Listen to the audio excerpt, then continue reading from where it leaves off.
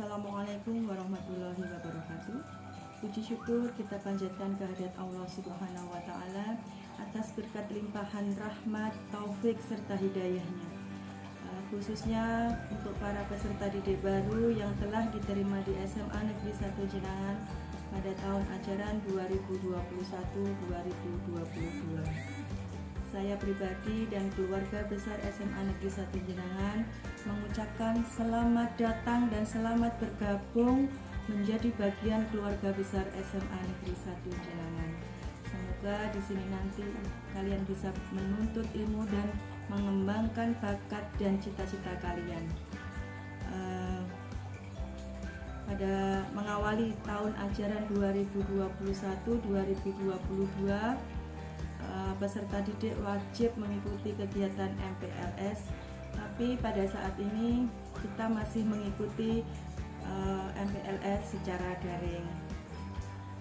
Pada pandemi saat ini kita harus benar-benar memperhatikan kesehatan, tetap mematuhi protokol kesehatan.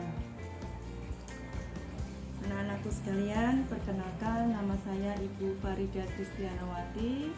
Saya menjadi wakil kepala sekolah bidang kurikulum. Saya mengajar matematika. Oke, pada kesempatan kali ini ada beberapa hal yang Ibu akan sampaikan tentang kurikulum 2013 dan pembelajaran abad 21. Sekiranya mungkin apa yang saya paparkan nanti akan bermanfaat untuk kalian semua.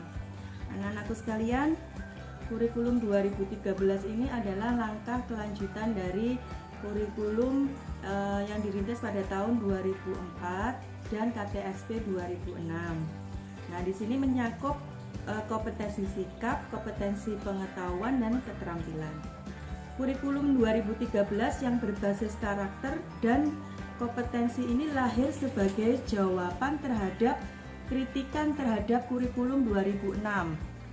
Serta sesuai dengan perkembangan kebutuhan dan dunia kerja, kurikulum 2013 ini merupakan salah satu upaya pemerintah untuk mencapai keunggulan masyarakat dalam penugasan teknologi seperti yang digariskan dalam haluan negara. Pengembangan kurikulum 2013 ini didasari oleh pemikiran tentang masa depan, persepsi masyarakat, pengetahuan dan pedagogik, kompetensi masa depan, serta fenomena negatif yang mengemuka. Anak-anakku sekalian, dari sekian banyak unsur sumber daya pendidikan, kurikulum ini merupakan salah satu unsur yang bisa memberikan kontribusi yang signifikan dalam proses berkembangnya kualitas potensi peserta didik. Kurikulum 2013 yang dikembangkan dengan berbasis pada kompetensi sangat diperlukan sebagai instrumen untuk mengarahkan peserta didik yang pertama, menjadi manusia yang berkualitas, mampu dan proaktif menjawab tantangan zaman yang selalu berubah. Kemudian yang kedua, manusia terdidik dan beriman dan bertakwa kepada Tuhan Yang Maha Esa, berakhlak mulia, sehat, berilmu, cakap, kreatif, mandiri, dan yang ketiga, warga negara yang demokratis dan bertanggung jawab. Pengembangan dan pelaksanaan kurikulum 2013 yang berbasis kompetensi ini merupakan salah satu strategi penggunaan pendidikan nasional sebagai yang diamanatkan dalam Undang-Undang Nomor 20 Tahun 2003 tentang Sistem Pendidikan Nasional. Anak-anakku,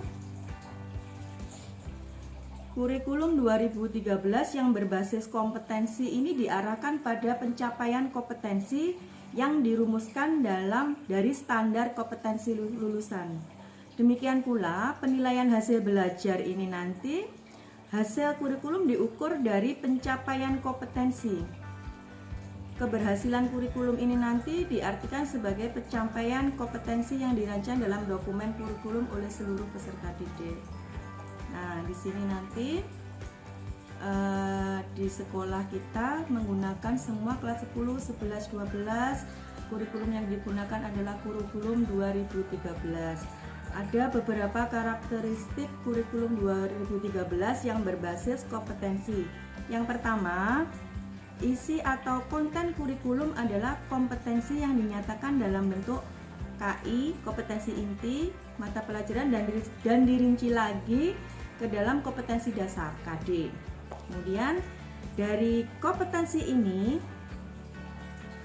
kompetensi inti merupakan gambaran secara kategoria mengenai komponen yang harus dipelajari oleh peserta didik untuk suatu jenjang sekolah, kelas, dan mata pelajaran. Nah, kemudian dari KI ada KD, kompetensi dasar. Ini merupakan kompetensi yang dipelajari oleh peserta didik untuk suatu mata pelajaran di kelas tertentu. Jadi nanti kalau kalian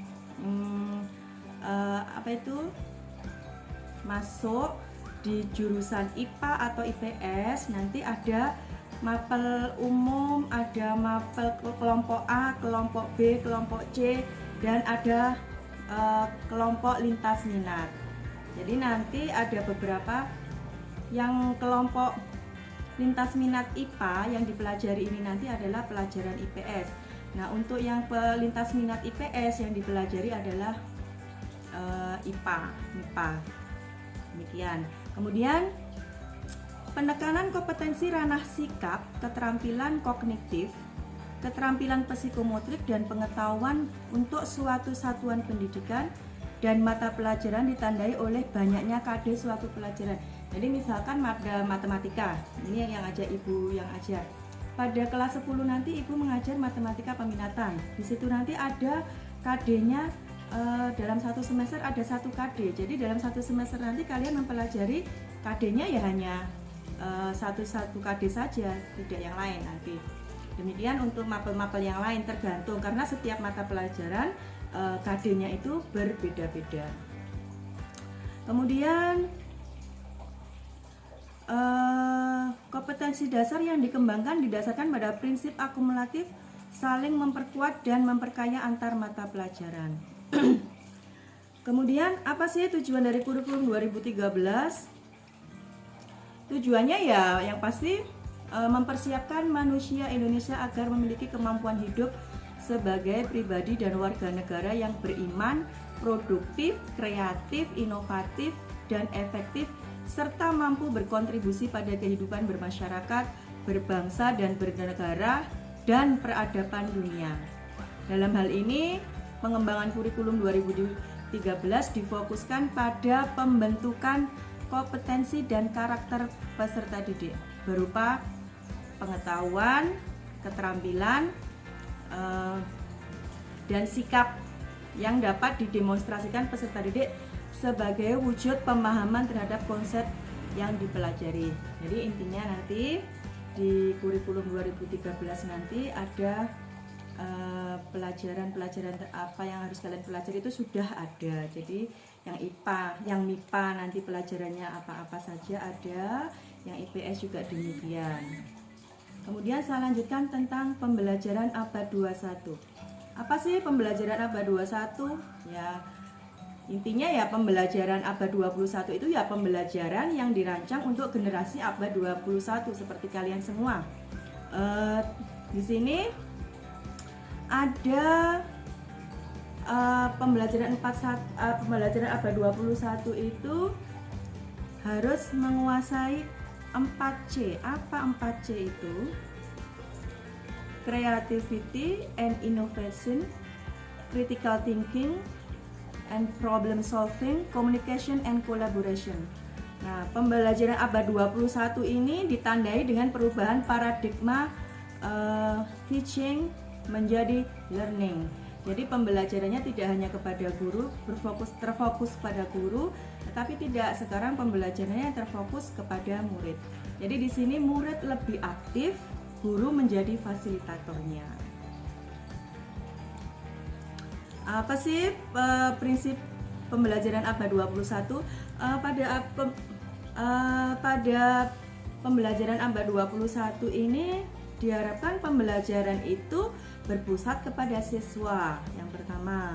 Kemudian pembelajarannya harus kolaboratif, belajarnya harus memiliki konteks, Nah, itu pembelajaran abad 21. Apa sih peran siswa dalam menerapkan pembelajaran ini? Diharapkan kalian dalam pembelajaran abad 21 itu kalian peran siswa apa? Kalian bisa belajar secara kolaboratif. Artinya kalian tidak sendiri, jadi bisa memanfaatkan media yang ada. Medianya tidak hanya dari ibu guru saja atau bapak guru, kalian bisa mencari materi-materi itu lewat buku dipinjam di perpustakaan bisa, lewat internet juga bisa. Nah, jadi kalian bebas belajar.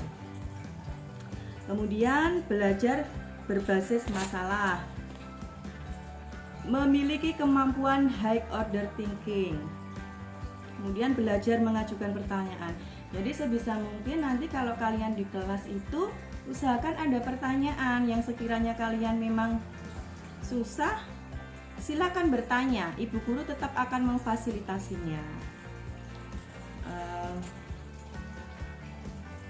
Anak-anakku sekalian, ada beberapa karakter yang harus kalian terapkan dalam kehidupan sehari-hari. Jadi misalkan setiap mulai pembelajaran itu kalian berdoa menurut agama masing-masing, itu tetap. Kemudian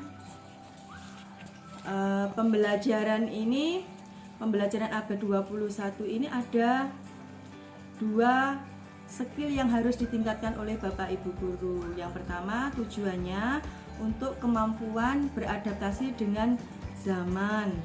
Kemudian yang kedua, untuk memperoleh solusi melakukan kolaborasi, kemandirian dan komunikasi. Anak-anakku sekalian, mungkin itu materi yang dapat Ibu sampaikan. Semoga bermanfaat untuk kalian. Jika ada kekurangan dan kesalahan, Ibu mohon maaf. Saya akhiri, wassalamualaikum warahmatullahi wabarakatuh. Semangat!